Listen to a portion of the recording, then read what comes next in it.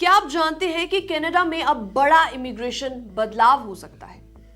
तो अब birth right citizenship यानी कि जन्म के आधार पर नागरिकता खत्म होने की संभावना है और इसका असर इंडियन फैमिलीज और टेम्पररी रेजिडेंट्स पर भी पड़ने वाला है।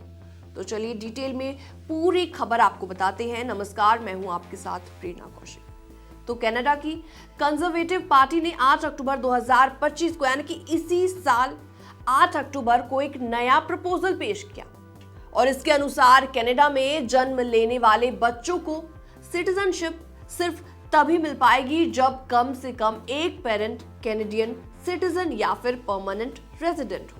तो इसका मतलब ये हुआ कि अगर कोई विजिटर या फिर टेम्पररी रेजिडेंट कनाडा में बच्चा जन्म देता है तो अब ऑटोमेटिक सिटीजनशिप उसको नहीं मिल पाएगी। इस बदलाव की अगुवाई मिशेल रैम्पेल गार्डनर भी कर रहे हैं। उनका कहना है कि करंट जस्ट सॉली पॉलिसी में लूप होल्स हैं जो कि बर्थ टूरिज्म को बढ़ावा देते हैं। कुछ लोग सिर्फ बच्चा जन्म देने के लिए कनाडा आते हैं और यही समस्या रिफॉर्म के पीछे की वजह है। गार्डनर ने कहा कि ये रिफॉर्म ऑस्ट्रेलिया, न्यूजीलैंड और यूके जैसी कंट्रीज के नियमों के साथ अलाइन करेगा, लेकिन इस प्रपोजल को इमीडिएट रेजिस्टेंस भी मिला है। 7 अक्टूबर को गार्डनर का अटेम्प्ट गवर्नमेंट बिल अमेंड करने का लिबरल और ब्लॉक एमपीज ने रिजेक्ट कर दिया।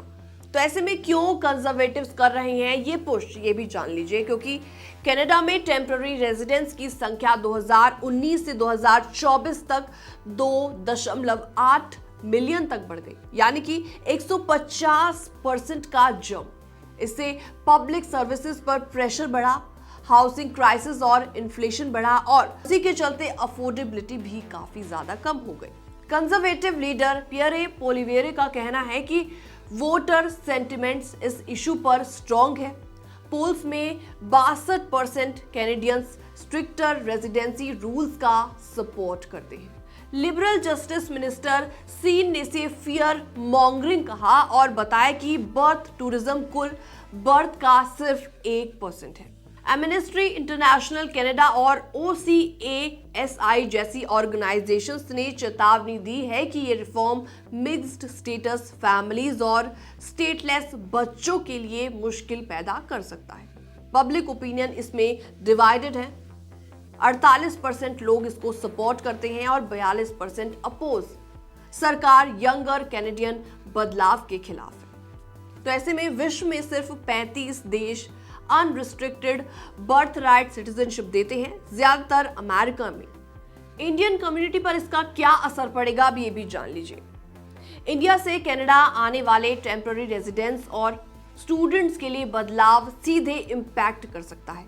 अब अगर कोई इंडियन पेरेंट सिर्फ विजिटर या टेम्पररी स्टेटस पर बच्चा जन्म देता है तो ऑटोमेटिक सिटीजनशिप नहीं मिल पाएगी। इसका मतलब long term residency, family sponsorship और इमिग्रेशन प्लानिंग पर इसका बड़ा असर पड़ने वाला है। तो ये कनाडा के बर्थ राइट सिटीजनशिप रिफॉर्म की पूरी कहानी है जो कि इंडियन फैमिलीज और टेम्पररी रेजिडेंट्स के लिए बड़ी चेतावनी है और इसके बदलते नियम भी एक बहुत बड़े संकेत देते हैं।